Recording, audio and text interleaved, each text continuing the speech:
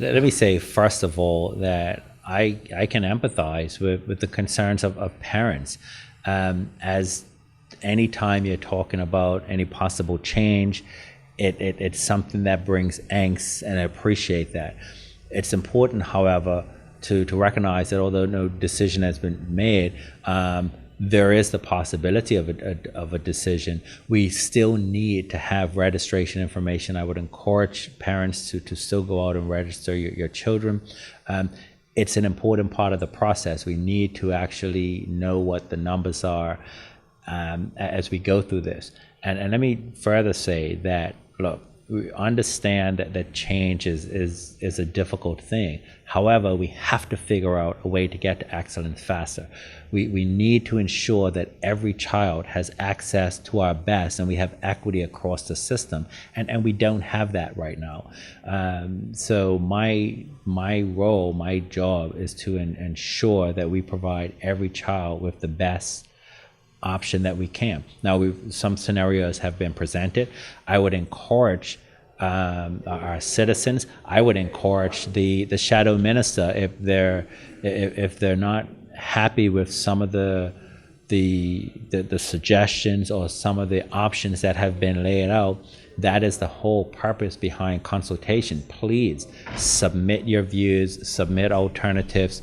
We will be looking at everything with open arms, if you will. If you look at some of the changes that were made last school year with the preschools rolled up into primary schools, which happened in St. David's and in Hamilton, that information came out of the consultation process. So I would encourage and challenge those to put your concerns forward. Education consultation at moed.bm if you don't want to come out to the public meetings. A couple of school PTAs have organized meetings out of concern of anything you want to, any message you want to send out to them? Well, again, I think the opportunity is to present your views. We are looking at all of this information. We encourage the public to make submissions. Look, we have an obligation as a country to ensure that our children have the best that we have to offer. And, you know, the realities of today's Bermuda requires that we look at it. And that is a responsible thing to do. And, you know, you have my commitment that any decision that I make or anything that I do is going to be with the best interest of our children, first and foremost. Can you speak to concerns that have been raised in the past as far as the administration side being top-heavy at that report? The report doesn't necessarily go there. They were looking at the elementary school facilities and in that environment. But we recognize that changes have to be made there as well. And that is something that we are committed to doing and looking at. And I accept that we have to look at the whole system.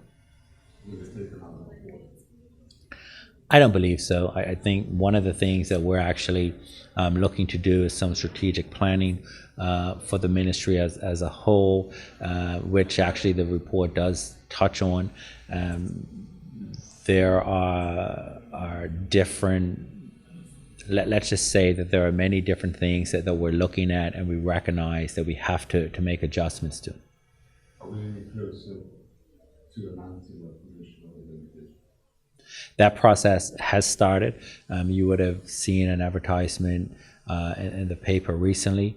The Board of Education has the remit to go out and to secure the right person. And I believe that they'll be able to do that.